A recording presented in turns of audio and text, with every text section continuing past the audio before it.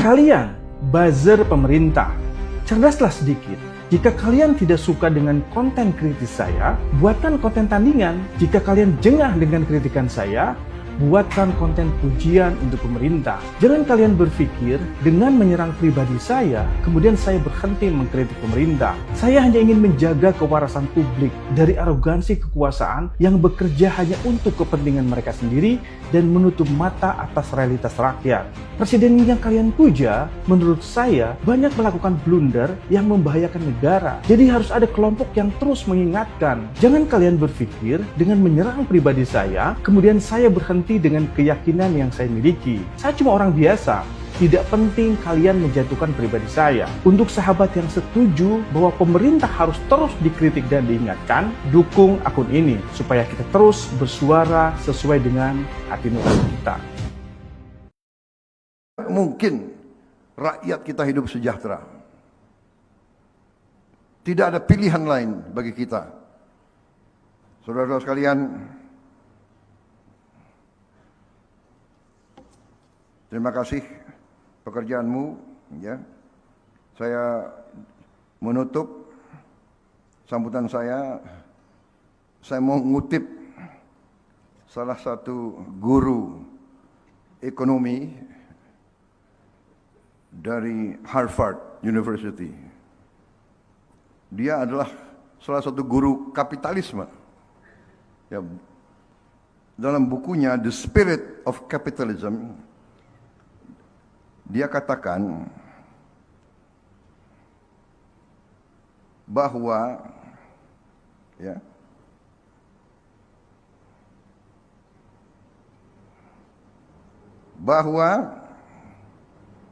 the sustained growth characteristic of modern economy is not self-sustained. Jadi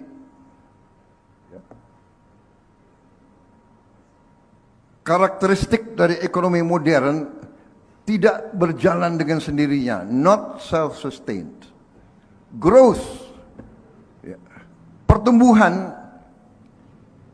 is stimulated and sustained by nationalism.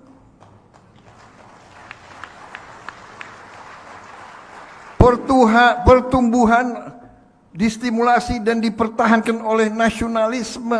Ini embahnya kapitalis, gurunya kapitalis ngajar begitu.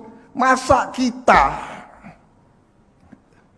negara pejuang yang merebut kemerdekaan dengan darah, dengan keringat dan air mata, masa kita tidak menjaga semangat nasionalisme kita? Saudara-saudara, kita harus pilih kita berada di pihak yang mana.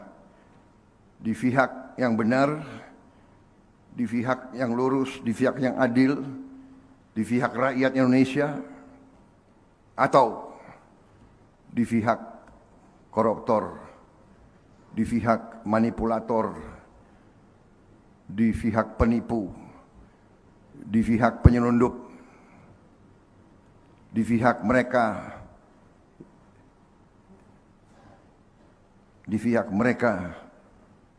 yang berani mentertawakan NKRI.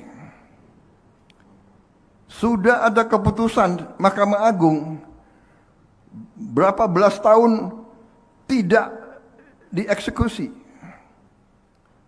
Sudah ada izin yang dicabut oleh pemerintah Republik Indonesia 8 tahun. Si pengusaha itu dablek terus dia laksanakan tambang tanpa izin. Dia mentertawakan Republik Indonesia. Dia meludahi pengorbanan mereka-mereka yang gugur untuk kemerdekaan Indonesia. Dia tidak hormat sama NKRI. Karena itu saya perintahkan Jaksa Agung, tegakkan hukum. Dia tidak mau kerjasama, pidanakan. Kita tidak ragu-ragu dan kita tidak gentar Saudara-saudara, semakin kita tegas, semakin kita teguh, semakin kita membela rakyat, semakin kita akan dilawan, semakin kita akan diserang. Jangan khawatir, jangan khawatir. Dia akan menggunakan segala alat, dia akan menggunakan uang yang mereka curi untuk membiayai gerakan-gerakan. Enggak gentar kita. Rakyat percayalah, rakyat bersama kita, rakyat bangga dengan kalian, rakyat melihat saudara-saudara sekalian, berapa puluh kali lagi kita akan buktikan bahwa kita ingin mengamankan dan menyelamatkan uang rakyat. Berapa puluh kali lagi akan kita buktikan. Kita tidak akan berhenti, kita tidak akan gentar. Kejagung serahkan penyelamatan keuangan negara 11,4 triliun. Duit dari mana tuh? Boleh minjem sama bank apa bagaimana? Masa nyerahin duit, ya kan belasan triliun, kagak ada tersangkanya. Harusnya kan, nih tersangkanya, dia korupsi ini, nih duitnya kita serahkan ke negara. Begitu yang benar. Heran banget gua sama pejabat sekarang. Demen banget sama pencitraan. Udah ngaku be itu duit boleh minjem kan sama bank. Ya ilah. Buruan jangan lama-lama, kesianan itu orang banknya nungguin. Katanya doang menyelamatkan uang negara 11 triliun. Tapi no, BGN yang ngambil-ngambilin uang. Kalau beli motor lah 6 juta per hari lah. Sekarang ada lagi nih kos kaki 100.000 per pasang. Harus menggah lo pada madan banget lo. Saya melihatnya bahwa Koperasi Desa Merah Putih ini urusannya adalah tentang konsolidasi politik. Bahwa dengan memberi 80.000 lebih desa itu koperasi, yang mekanisme adalah hutang melalui himbara, maka sewaktu-waktu ini bisa jadi kartu as, semacam sandera politik bagi kepala desanya ketika tidak berhasil mengelola keuangannya dengan baik. Bayangkan, 2029 nanti, orang-orang yang menguasai kepala desa tinggal bilang, kamu mau urusanmu di Koperasi Desa Merah Putih ini diusut atau mendukung Prabowo. Tentu dengan sangat mudah, Prabowo akan menang melalui konsolidasi politik di level desa, melalui Koperasi Desa Merah Putih dan kepala-kepala desa yang hari ini menaungi Koperasi Desa Merah Putih. Yang kedua tentang Danantara. Jadi kalau Koperasi Desa Merah Putih itu adalah konsolidasi politik di level grassroots, akar rumput, maka sebenarnya Danantara adalah konsolidasi politik di level elit. Hari ini kita lihat melalui Danantara, Prabowo merangkul dan konsolidasikan kekuatan politik di level elit kita, terutama elit ekonomi. 10 orang terkaya adalah mereka yang punya modal di dalam Danantara. Nah ini sesuatu yang saya kira kalau di bawah itu ukurannya adalah ancaman, maka di atas ini adalah ukurannya negosiasi, ukurannya adalah kerjasama yang memang sejak awal dibangun untuk kesiapan di 2029, sehingga hampir tidak dimungkinkan ada elit ekonomi yang akan dalam tanda kutip memilih pilihan lain karena akan dinyamankan melalui Danantara. Nah, kemudian yang ketiga, yang ada di tengah-tengah, dan bagi saya ini yang paling problematik, karena kemudian menyangkut hajat hidup banyak orang, yaitu MBG, makan beracun gratis. Saya dengan sangat tegas bisa mengatakan bahwa itu beracun, karena buktinya per hari ini lebih dari 10.000 anak keracunan.